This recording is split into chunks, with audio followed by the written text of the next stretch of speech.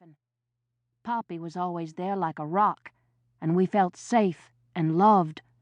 Our childhood was happy.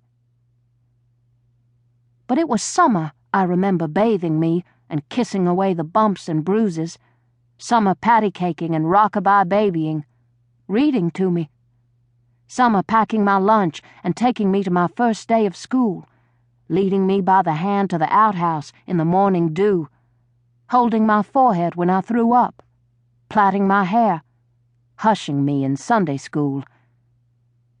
We roamed the hills and creeks, picking daisies and tiger lilies, black-eyed Susans, Indian paintbrushes, and wild pink roses.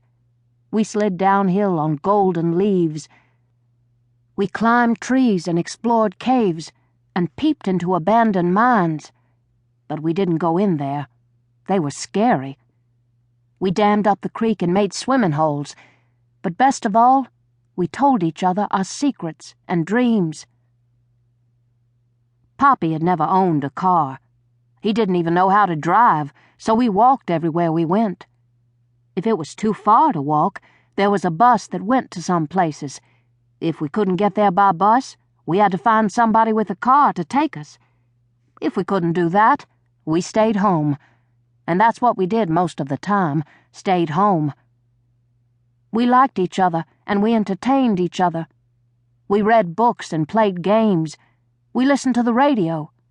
We made fudge and went to quiltings, to school and church, and to the picture show at the county seat. We saw relatives at Thanksgiving and Decoration Day. Me and Summer learned to cook pretty good. Poppy helped us raise a garden, and we canned things for cold weather. We bought our clothes cheap at the company store or from a mail-order catalog, so we had everything we needed. Then why did we dream about going somewheres else and making more money and having more stuff? It's a mystery. I don't know why, but it was a continuing thread that pulled the years together. Someday we will leave this place. Someday we will have a white house. Someday we will have more money and buy things. Poppy taught me and Summer to harmonize, and we got real good at it. Everybody said so.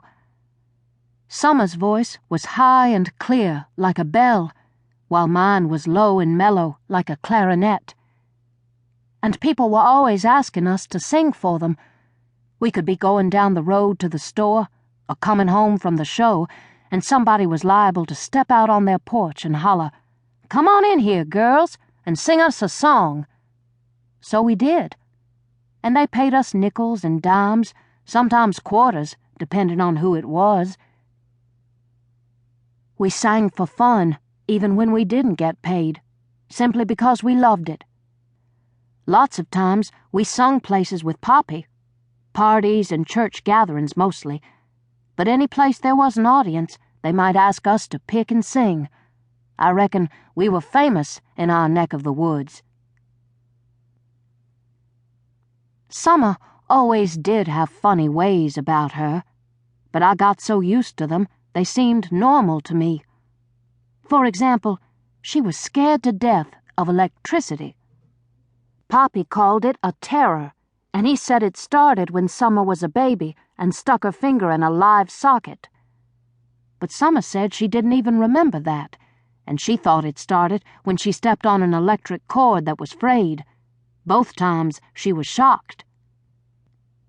But whenever it happened, her fear of electricity kept her from doing some ordinary things, like pulling the cord to turn on the light in a dark room. Me or Poppy had to do that for her. She wouldn't even turn on the radio. We had to do that for her, too, and then adjust the static out of it. We also had a fan that she wouldn't touch. In fact, she would pull her dress tail aside to keep from brushing it when she passed by. But the Frigidaire was something else. She wasn't a bit afraid of it. She said it was because it was cold, so it didn't seem to be electric. She thought of electricity as hot. We had nothing else that was electric, except lights on our Christmas tree once a year. Another odd thing was Summer's fear of dogs. She would panic and hide whenever she saw one. She always called